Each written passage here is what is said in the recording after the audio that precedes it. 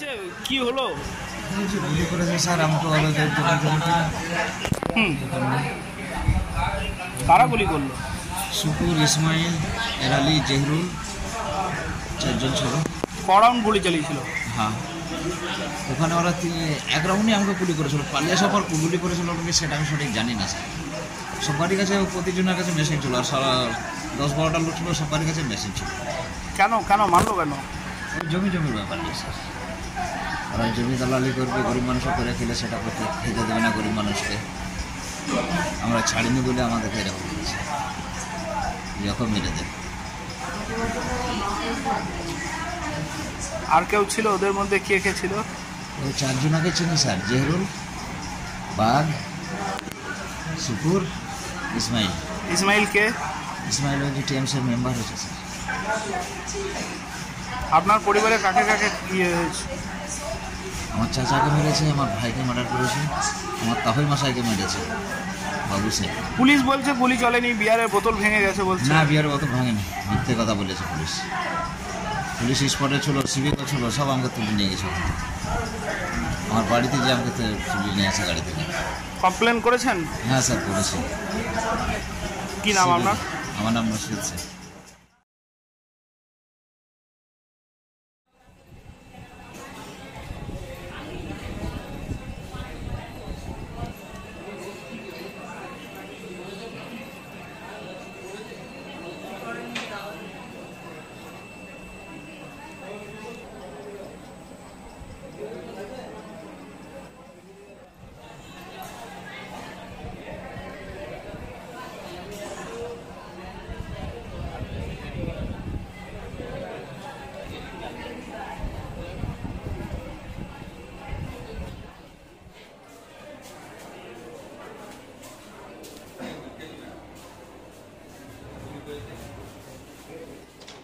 আমাকে বাড়ি থেকে ডেকে নিয়ে এলো, ডেকে নিয়ে এসে বললে বসো এখানে, তোমার সাথে দরকার আছে।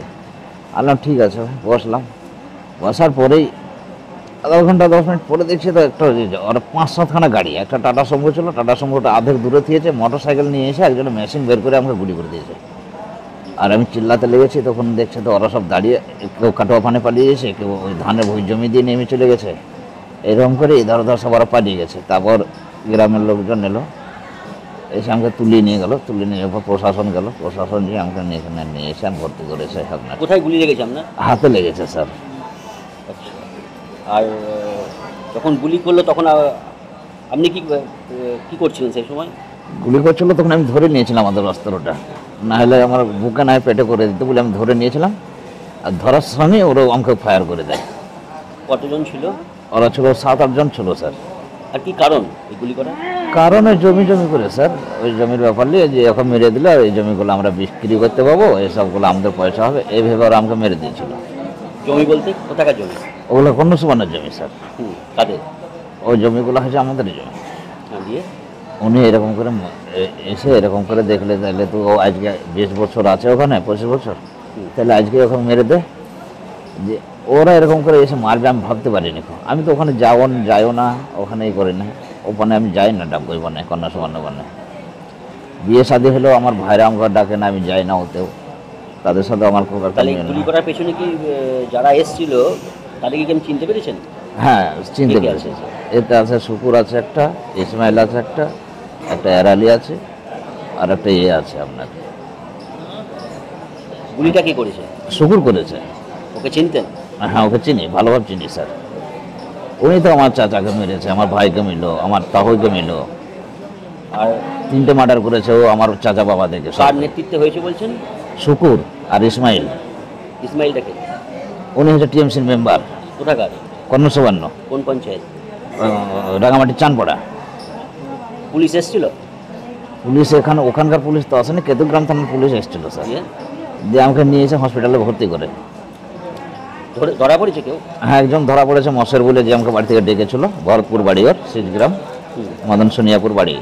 সে ধরা পড়েছে? হ্যাঁ, তিনি কাটোয়ায় থাকতো, ওনাকে ধরেছিল। তাহলে ব্যক্তিগত শত্রুতার জন্যই গুলি করেছে আপনাকে? হ্যাঁ, এই যে জমির ব্যাপার নিয়ে আমাকে গুলি করেছে। দেখছি একে মেরে দিলে আর জমির আমাদের কাউকে ভাগ লাগবে না।